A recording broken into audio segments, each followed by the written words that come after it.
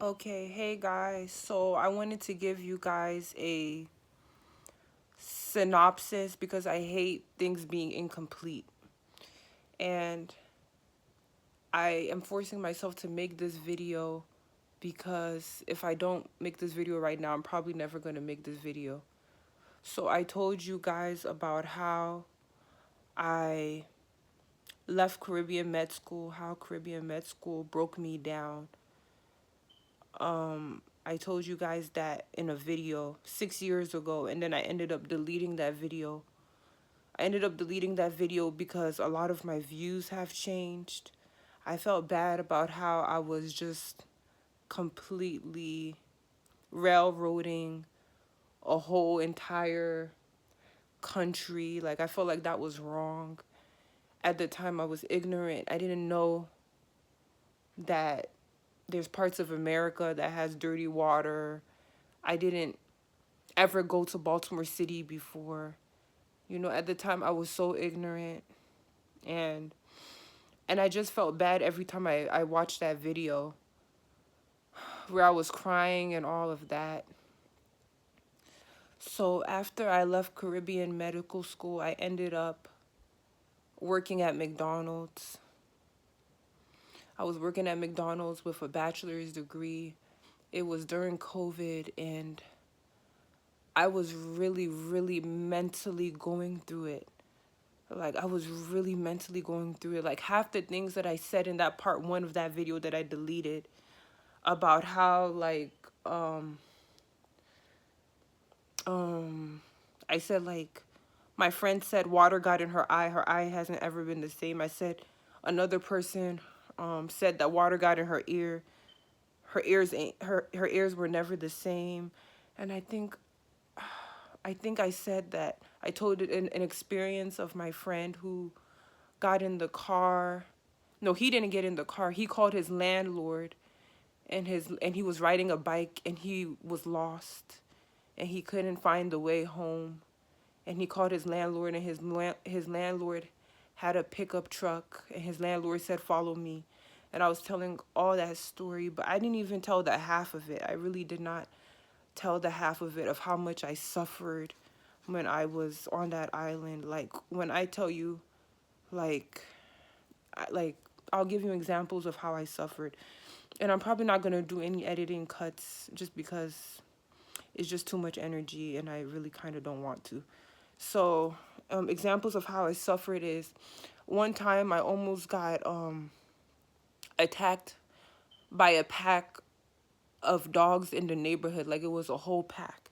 There was 12 dogs, and I almost got attacked. Like, I was just trying to go down my driveway to catch the bus to go to the school, and there was a whole pack of dogs, and I almost got attacked. And luckily, I knew the ringleader of the pack of dogs because my neighbor had introduced me to him. He was like, "Oh, this is Max," and yeah, I feed him sometimes. Like, my neighbor was feeding all the dogs in the neighborhood, so it made the dogs very territorial, and I had to, like, kind of cross by where he lives to catch the bus. So, like, I almost got attacked by, like, these dogs were growling and everything. I almost got attacked. But luckily the ringleader knew who I was. Luckily, I just happened to get introduced to the ringleader of the pack. Another way I suffered is, like, so mind you, again, I made the mistake of letting a single mother financially support me. And you can see that this video is just, like, off the rip because I'm, like, the camera's shaking, the camera's moving.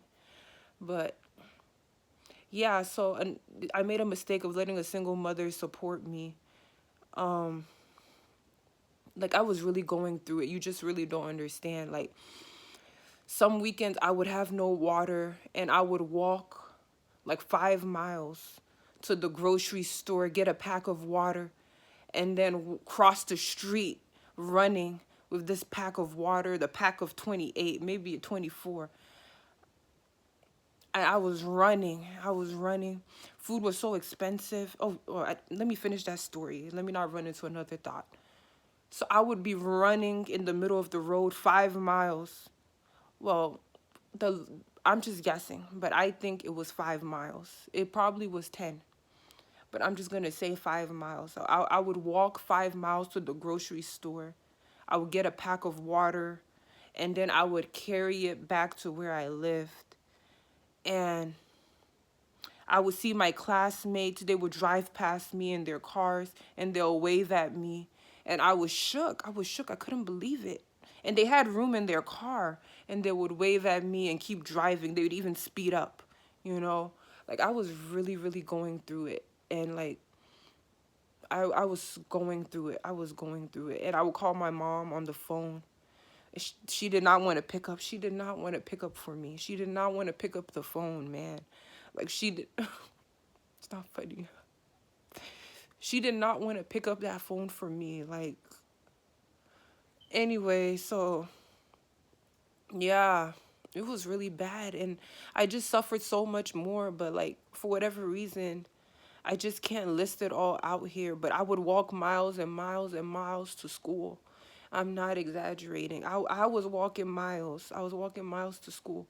Like, I think the first year there, I had to have lost like 30 pounds.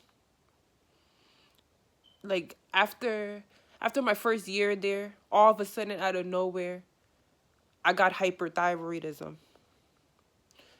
I was really going through a lot. So anyway, so what happened after I left Caribbean med school? Um, I started working at McDonald's. It was during COVID. I just needed an escape from my mind. Like I was really going through it. Like I was really going through it. Like I I was going through it so much to the point where I wish like my mom and dad never met each other. Like I was going through it to that extent. Like I'm like out of all the eggs and all the sperm, like I just had to freaking be born.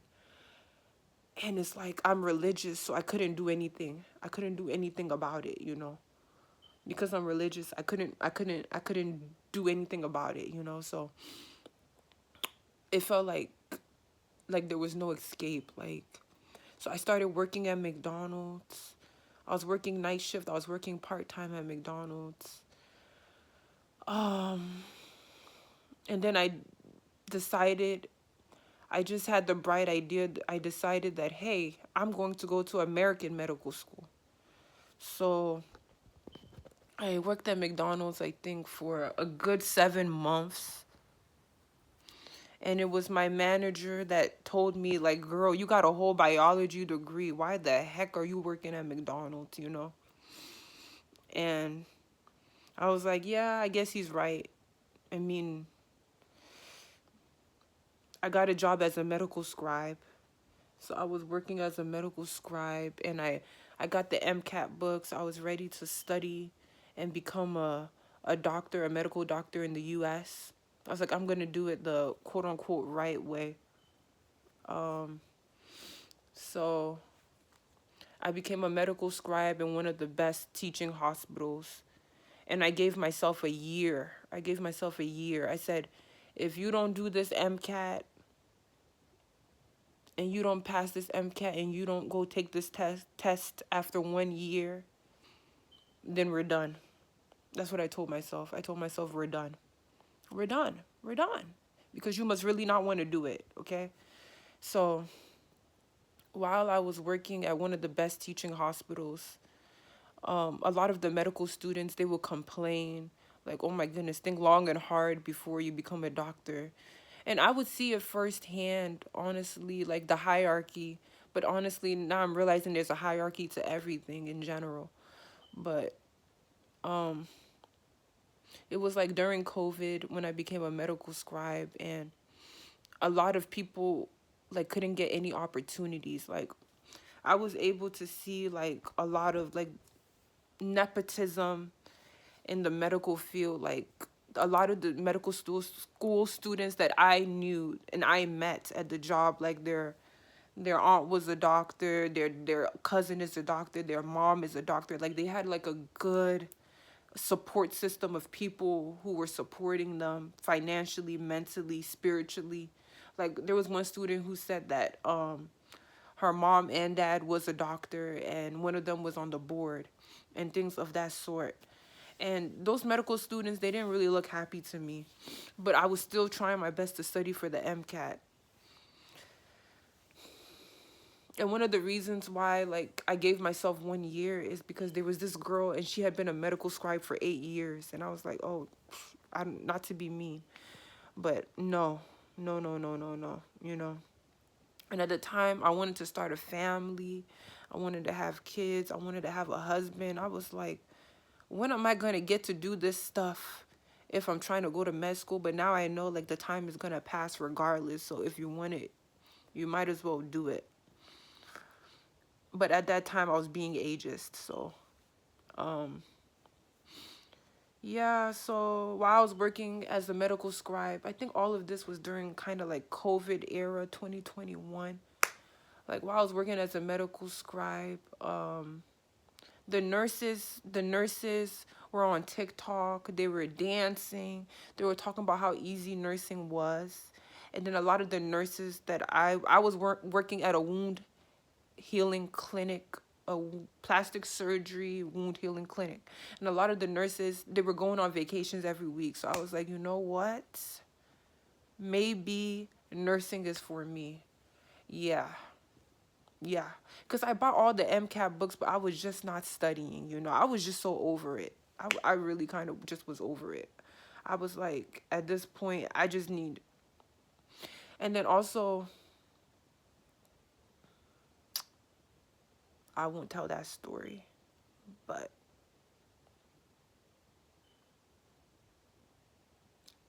I couldn't think of another profession in which I would be able to be in a clinical setting and have patients and be like medical adjacent than nursing. I couldn't think of anything else. And my mom is a nurse, so she didn't want me to be a nurse. But I felt like, well, I'm used to abuse, you know. I'm used to being scapegoated, you know. Like I'm used to all these experiences from the medical school that I had went to. Like I'm used to this. Like I'm okay with a little bit of suffering. So I felt like I could be a nurse. And then all the nurses were dancing on TikTok. I was like, this job must be easy. And then my mom always told me when I was a kid that I'm smarter than her. So I'm like, oh, she's a nurse. She says I'm smarter than her. So, oh yeah, I can do nursing. So next part, chapter 3, is I decided to do an accelerated nursing school program because I felt like if I thought about it too long, I just wasn't probably going to do it, you know. So I decided to do an accelerated nursing school program. I had money that I had saved up from McDonald's and from medical scribing, and I used it to take some community school classes because they weren't accepting some of my, not Caribbean school classes, I mean community school classes, because they weren't accepting some of the classes that I had taken from the Caribbean because they said that they didn't know what the credit equivalent was. So I took some accelerated community school classes, and then I went to an accelerated nursing school program for people who already had a previous bachelor's in something else. So I think I did a 20-month nursing program, a 20-month nursing school program, and I got my bachelor's in nursing. So what I'm doing now is I'm a nurse, and I've been a nurse for 2 years. So that is what happened after Caribbean med school. And I can let you guys know if you're interested how I feel about nursing and things of that sort. That's another story for another day, but now my opinions have changed about like Caribbean medical school from that time.